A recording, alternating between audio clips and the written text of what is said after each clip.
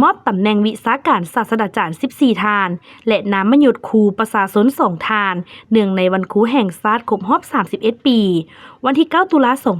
2025กระทรวงศึกษาธิการและกีฬาได้จัดพิธีเฉลิมฉลองวันครูแห่งชาติครบรอบ31ปี7ตุลา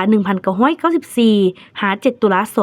2025และวันวิทยาศาสตร์แห่งชาติวันที่12ตุลาคมรอบ38ปี12ตุลา1987หา12ตุลา2025ที่มหาวิทยาลัยแห่งชาติโดยการเข้าร่วมของท่านศาสตราจารย์ปริญญาเอกกิแก้วไขคำพิทูลรองนายกรัฐมนตรีท่านท้องสฤษดิ์มังหน่อเมฆรัฐมนตรีกระทรวงศึกษาธิการและกีฬา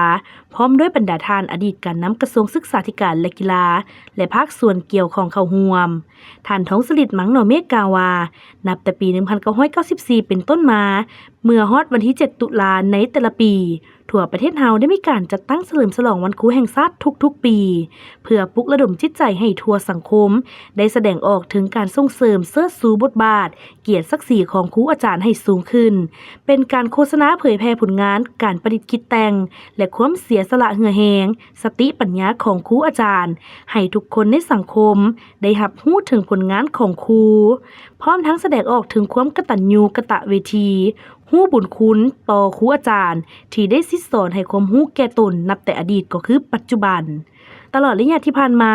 บ่ว่าอยู่ในระยะการปฏิวัติศาสตร์ประชาธิปไตยก็คือระยะการปกปักรักษาและสร้างสรรค์พัฒนาประเทศชาติกระทรวงศึกษาธิการและกีฬาองค์การปกครองท้องถิ่นผู้บริหารการศึกษาแต่ละขั้นทั้งภาครัฐและเอกชนได้มีความพยายามสูงในการเอาใจใส่พัฒนาการศึกษา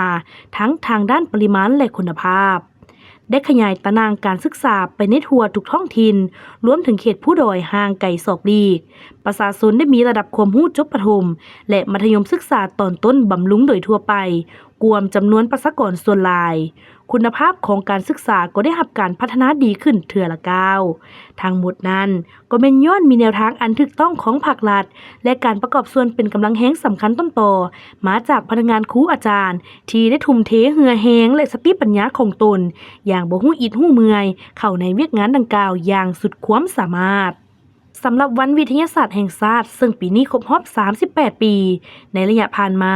พรรคและรัฐบาลก็ได้เอาใจใส่พัฒนาเวียกงานนี้อย่างต่อเนื่องมีแนวทางมีนโยบายมียุทธศาสตร์มีนักวิทยาศาสตร์และเริ่มมีผลิตภัณฑ์ประกอบส่วนเข้าในแนวทางเศรษฐกิจเอกราชเป็นเจ้าตนเองให้ปรากฏผลเป็นจริงเทื่อละก้าวในพิธีท่านกิแก้วไขคำพิทูลก็ได้มอบนามยศครูประชาชน2ทานตำแหน่งวิชาการของศาสตราจารย์14ทานใบย่องย่อให้นักค้นคว้า20ทานพร้อมกันนั้นก็ได้โอ้ล้มต่อพิธีและตัดแถบผ้าเฉลิมฉลองวันครูแห่งชาติครบรอบ31ปีและวันวิทยาศาสตร์ครบรอบ31ปี